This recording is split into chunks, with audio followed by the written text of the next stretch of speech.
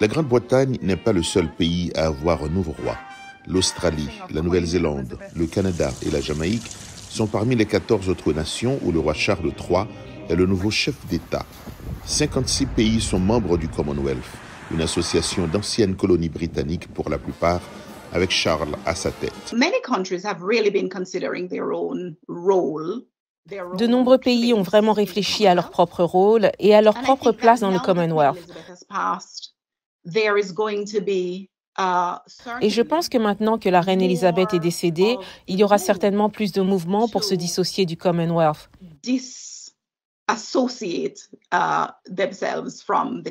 Le Premier ministre australien veut un référendum sur le retrait du monarque britannique en tant que chef d'État lors du prochain Parlement. Les États caribéens d'Antigua et Barbuda et de Sainte-Lucie ont exprimé des projets similaires. Les Bahamas ont déclaré la semaine dernière que tel référendum était possible.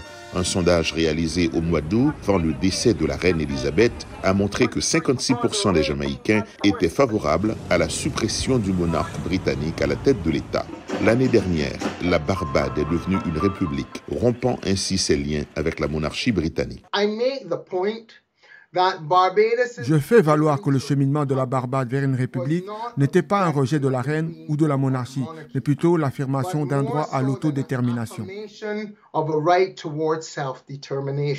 Cette année, le Togo et le Gabon, deux anciennes colonies françaises d'Afrique, ont rejoint le Commonwealth. Cela montre qu'il n'est pas en déclin, affirme Guy Hewitt. Charles, le nouveau chef du Commonwealth, a travaillé en étroite collaboration avec sa mère en tant que prince des Galles, a beaucoup voyagé dans le Commonwealth et à titre personnel en défendant des causes comme le développement durable et la protection de l'environnement. L'héritage de la domination coloniale fait partie intégrante du débat. La Grande-Bretagne et d'autres nations européennes ont réduit des millions d'Africains en esclavage jusqu'au XIXe siècle, les forçant à travailler dans les plantations de la Caraïbe et des Amériques. Ce Commonwealth des nations, cette richesse appartient à l'Angleterre. Cette richesse, nous ne l'avons jamais partagée. Donc, pour nous, en Jamaïque, la monarchie est un dur rappel de notre passé malheureux.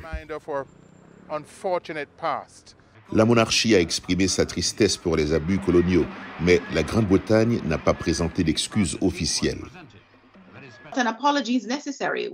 Des excuses sont nécessaires, nous devons voir des remords et nous devons voir un moment où les réparations deviennent importantes dans la manière dont nous allons de l'avant en tant qu'ancienne colonie.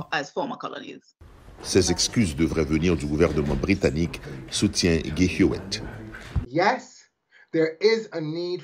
Oui, il est nécessaire que ces puissances coloniales assument la responsabilité de ce qu'elles ont fait. Mais dans le cas du chef du Commonwealth ou du roi du Royaume-Uni et de ces autres royaumes, ce n'est pas leur responsabilité constitutionnelle. De nombreux analystes s'accordent à dire que le respect pour la reine Elisabeth II a soudé le Commonwealth. Avec un nouveau roi à sa tête, l'avenir de l'organisation est moins certain.